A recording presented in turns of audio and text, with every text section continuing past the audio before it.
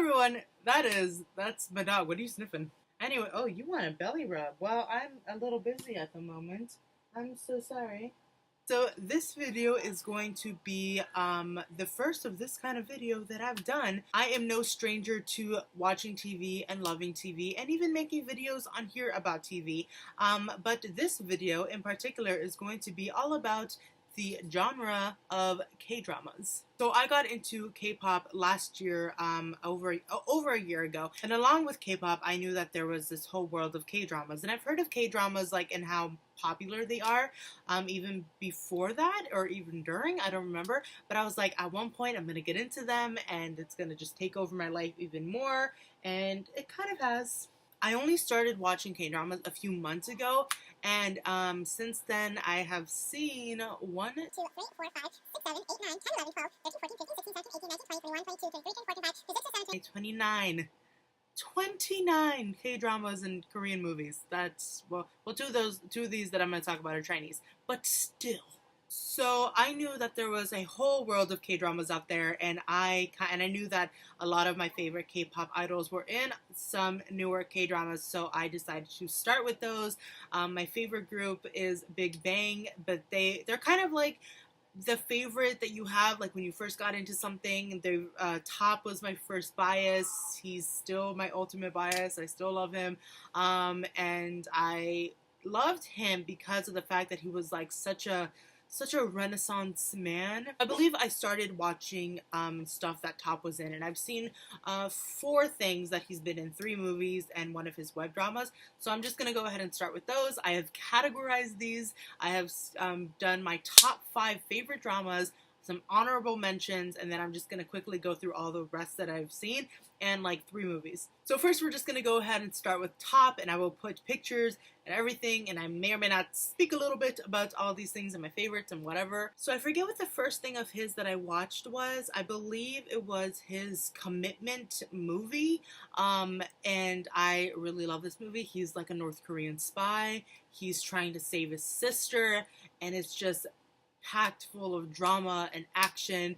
And even in this movie came out in like 2013, I think, and when he was filming, he hurt himself and he got a really big cut right here, so he has a scar still. And so G-Dragon, the leader and my second favorite of Big Bang, got a smiley face tattoo in the same spot that he got his scar, so I just really liked that fact, learning about that. So next is, I forget what order I watched these in, but the next movie that I watched of his is Into the Fire, and this is a movie about some Korean history, and he is a soldier, and him and all these other soldiers need to protect this this school that they're using, and it's a war movie, and it's what you think a war movie would be, and he's really good in it, and it's very sad, but it's like Saving Private Ryan status sad, and I definitely cried during that movie. Top was phenomenal, like I said. The next movie that I've seen of him is my absolute favorite that Top has been in, and it is Taza 2. Okay, so this movie, so Top, he played, like, he starts off, excuse the yelling, but he starts off as just, you know, this dude, and he's like gambling and just playing cards, and that's what he does, and that's what he's doing to get by, but he gets slowly wrapped up in bigger and bigger things, and it's also like a romance, so he kind of falls in love at first sight with this girl that he meets, like, in the beginning of the movie. Later on, he sees that him and her kind of in the same spot. It's like a romance, it's an action movie, he's like, Top never exposes any kind of skin. He's always in pants, he's always wearing long sleeves. He doesn't even wear anything like short sleeve, but in this movie he had to take off his shirt, so I feel like he was very like nervous about that, but it was nice for me. But yeah, he's really good in this movie. It's, like I said, it's actiony. He has to act like really cool. He has to like be really chill and really like mysterious and stuff. He's really cool with like the girl, with the love interest in the story. It's just, I loved it, and I kind of want to watch it again. Alright, so the last thing is his web drama that he was in. It was called Secret Message. It's a story about Top, and he's, you know, obviously a Korean man, and he starts talking to this girl, this Japanese girl, but they're talking back and forth through this app that allows them to to communicate, despite the fact that he speaks Korean and she speaks Japanese. And so they're just kind of going back and forth, and like it's not a very long drama. It's really cute. He's adorable, she's adorable, and it's just a really lovely little drama that he was in, and I really enjoyed it. The next movie that I watched this with my family. I watched this with my little brother, who was the one that was into it. My mom wasn't so much. Number one, because of the Korean. Number two, because of the subtitles. She doesn't like watching movies with subtitles. But my brother and I watched it, and I really enjoyed it. So this movie, Train to Busan, is about zombies.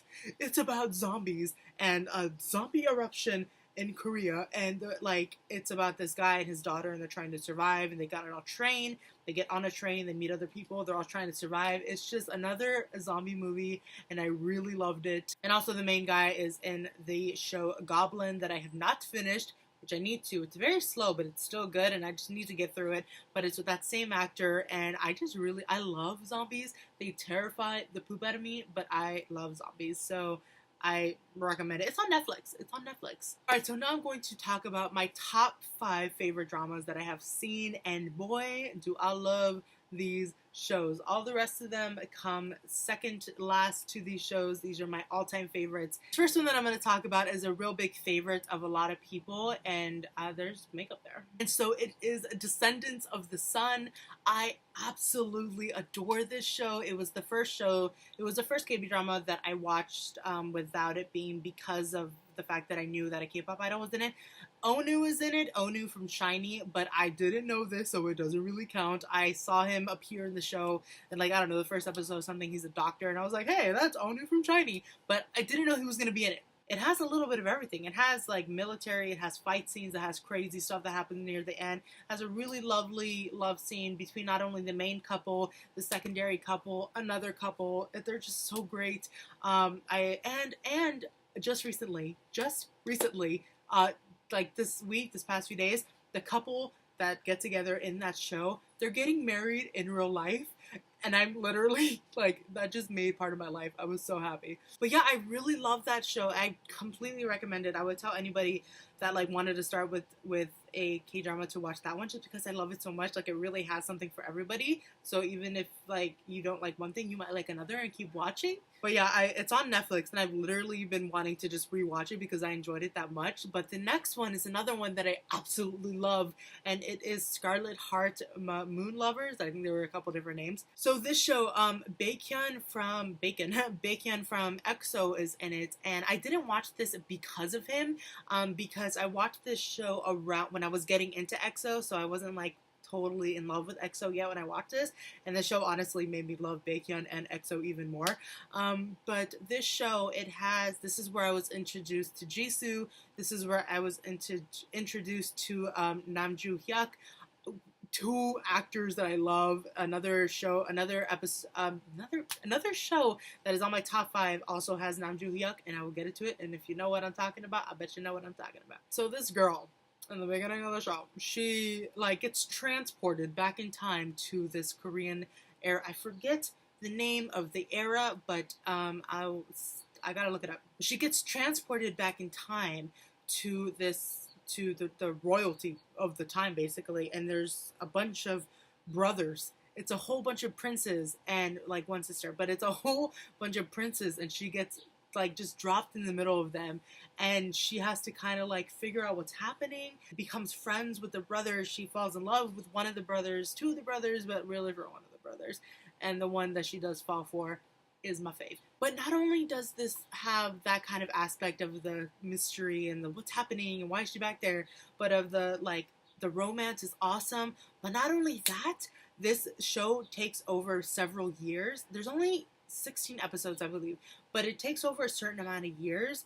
And I love that when K-dramas do that, when you get a long time, because a lot of stuff happens. And so what I loved even more than the romance, than the brotherly love of some of them, anyways, of the friendships, of the funny characters and the quirks, and Baekhyun's character. Oh, do not even get me started on his character. If you want to talk about it in the comments, please fan die with me. It's not even a fangirly moment, it's a fan cry moment.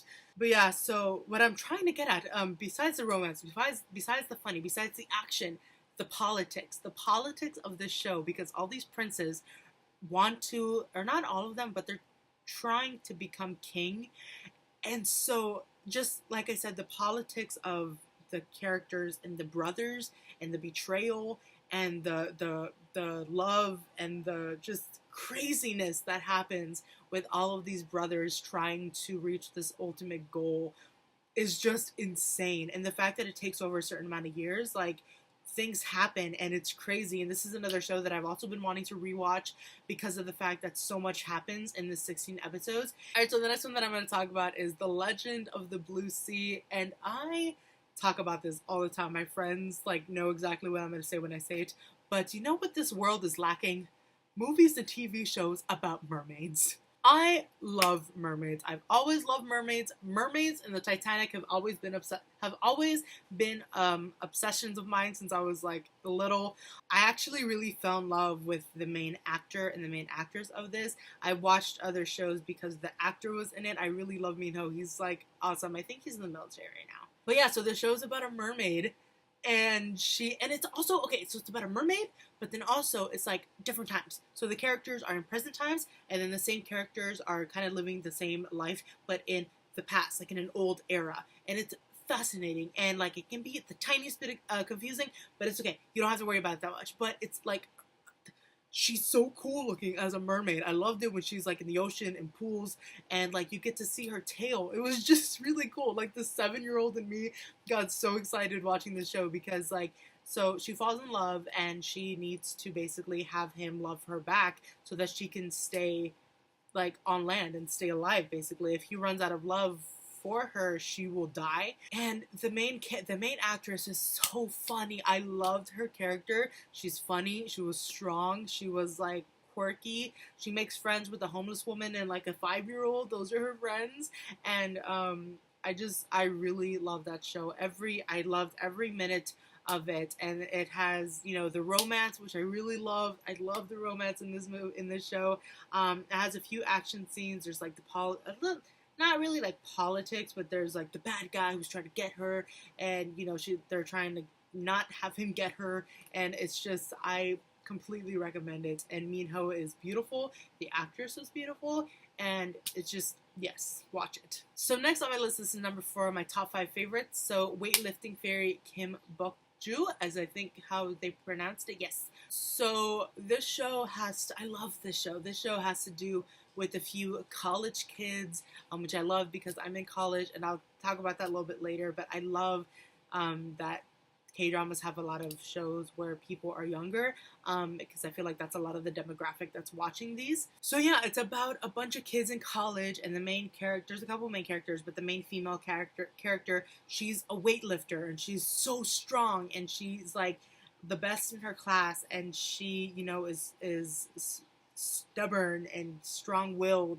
and smart and lovely and lovable, and she has her dad that loves her, she has her uncle that loves her, she has her 2 best friends, and she's great. She has, you know, she's in school, she's weightlifting, she loves, you know, her teammates, her coaches, and she's just such a wholesome girl. I loved her. The show, it's shown as like a romance, but it's about, that's not the only thing. There's the relationship with her dad.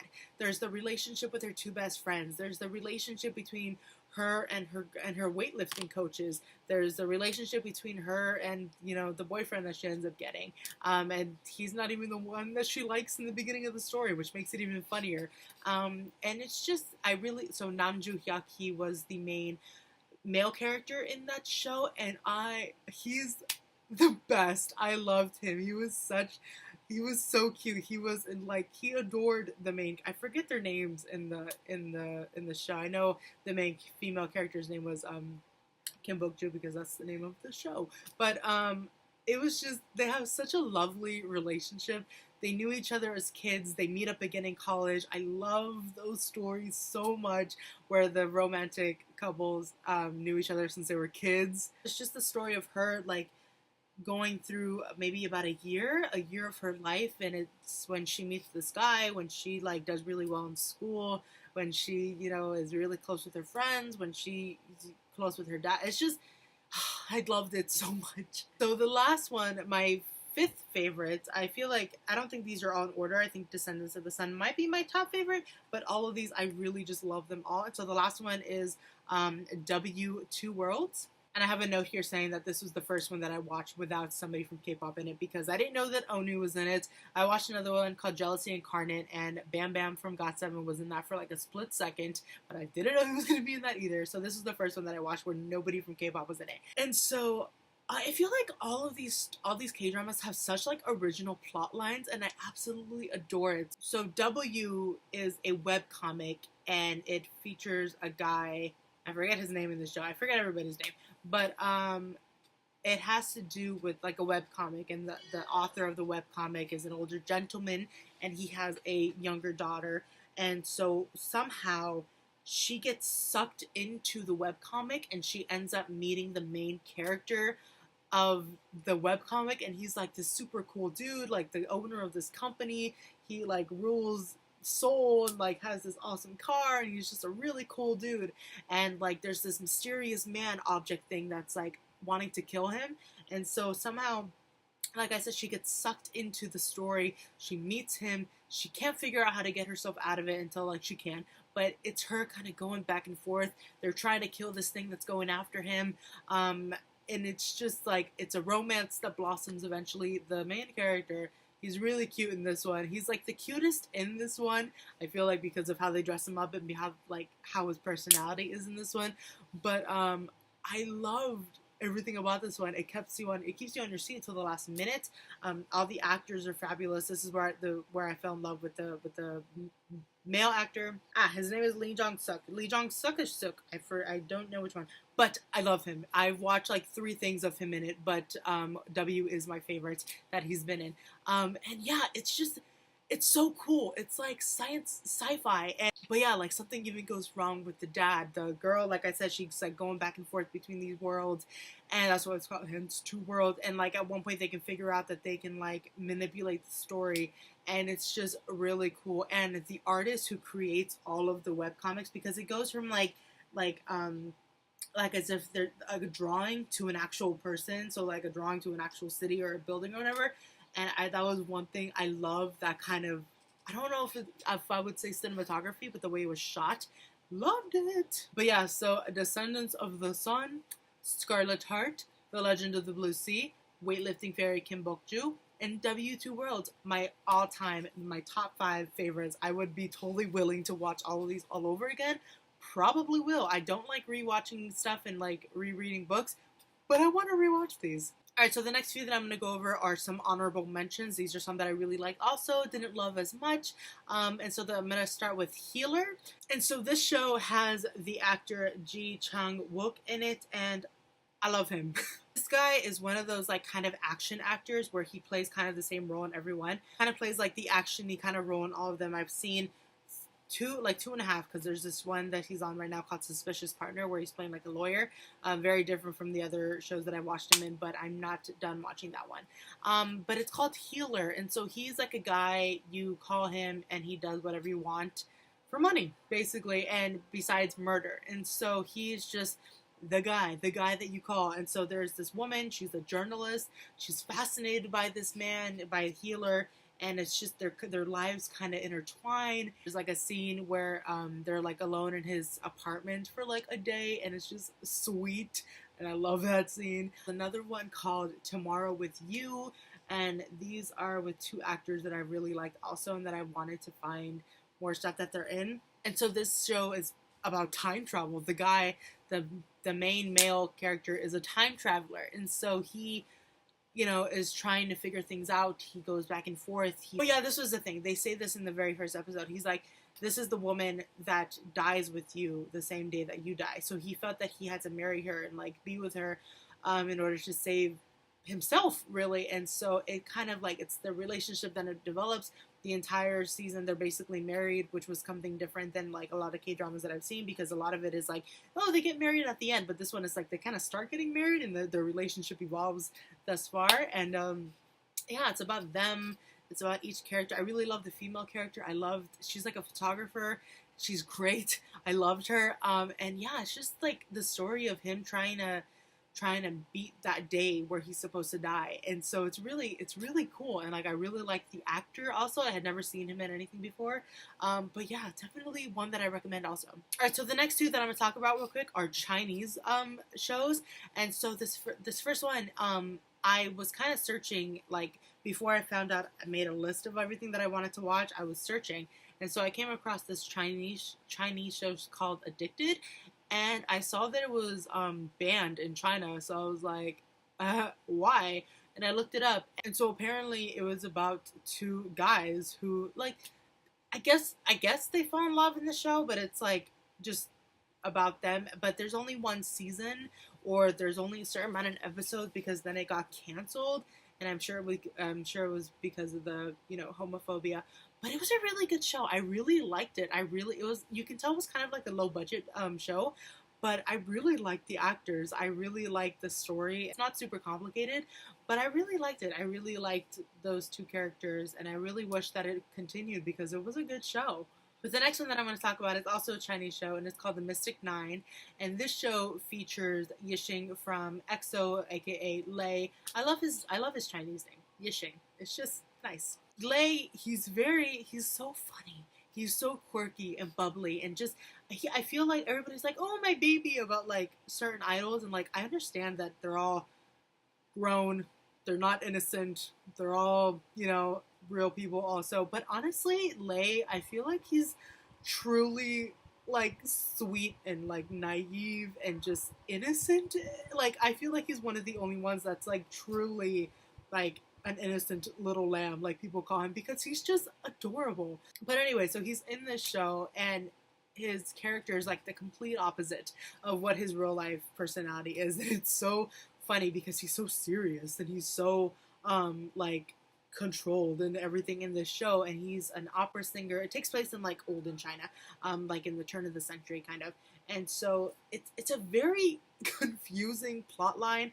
It's a very confusing show. I only really loved it until a certain point. I don't want to say it because it's a spoiler. It's also sad, but not going to say it. If you've seen the show, go ahead and leave any comments down below. I'd love to talk to you about it. Yeah, so this show is about tomb raiders, basically, and they go underground and look for stuff, and it's just crazy. And yeah, Lay is one of the main characters. He's one of the Mystic Nine, they call them. There's like 9 like people who do important things. I don't even know. It was like a confusing plot, but I loved seeing him in it. And he has he has a wife in this show, and she's sick. We don't know what's wrong with her. And so for a lot of the show, for half of the show, he's basically trying to find a cure for her. He's trying to find a kind of some medicine, something to help her, to keep her alive. And he goes till the end of the earth. It's just a good, that was my favorite part of the show, was like his character and his romance with his wife, because it was really, really sweet. She was super cute and super sweet and so lovely. And their relationship was kind of my favorite in the show. There's another character, I forget his name, but his, like, what kept coming up in the subtitles was like the Big Buddha, because that's what they named him. That's what they like nicknamed him in the show. But yeah, it's also about him, and I really liked his character also. So it's Lay, and then this other guy, and then this other guy who's like also really smart and knows like the stars. He's like an astronomer or something. And then there's another woman involved who kind of gets with the Big Buddha. And it's just all of them. And the first half of the show is really good up until a certain point. But then after that, it gets really confusing. And I still watched it, but it goes a different way. And I wasn't sure what was happening, but I watched it because of Lay, and I really like the characters. So if you have seen that, go ahead and leave any comments down below. I don't discourage you from watching it. If you want to watch it, like even watch just the first half until a certain thing happens, then, the last one that is going to get an honorable mention, it's called Jealousy Incarnate. This show also had people that I had never seen before. I really, really fell in love with the female character in this show. I thought she was so funny and so like quirky and just great. And I also really like the two, because it's kind of like the show's basically like a love triangle. So she's a weather woman, and she's trying to just do better in her position at work. She kind of she's been in love with the male anchor for a long time. She's been in love with him, and so one day she like jumps up against him, and she can like feel something on his chest. So she's like, I really need you to go to the doctor. And so it turns out that he has breast cancer. And so it's kind of the whole story of her and him kind of like figuring each other out. Him, you know, figuring out himself. There's kind of a love triangle with her and his best friend. And it's just, it was a really cute, I know it has to do with cancer, but it wasn't so drama filled in that regard. That didn't overtake the entire show and the entire character. And it was just, it's really funny. It's really like, the female character is really quirky. I thought she was super cute. I've been watching another one that she's in. I think it's called It's Okay, It's Love. I haven't finished it. But Kyung-soo from EXO Dio is also in that one, and I've been meaning to finish it. I'm sure this video is going to be so long, so if you've gotten to the end, thank you so much for watching. So what are your favorite K-dramas? Do you match mine? Do you have any that you would recommend to me? I would love to hear who's your favorite actor, who's your favorite actress, what's your favorite genre. Yeah, so like I said, please leave all your comments down below. Let me know what your faves are, actors, or what are you doing here, buddy? What are you doing? What are we doing? Again, I bet this is so long, so thank you so much if you stuck around. Please, like I said, leave any comments down below. Thank you all so much for watching. If you have any ideas for any other future like K-drama, K-poppy videos that you would like to see me do, EXO's coming back this month. You know I'm gonna be making videos about that. So yeah, so thank you all so much for watching, and I will see you in my next video. Bye!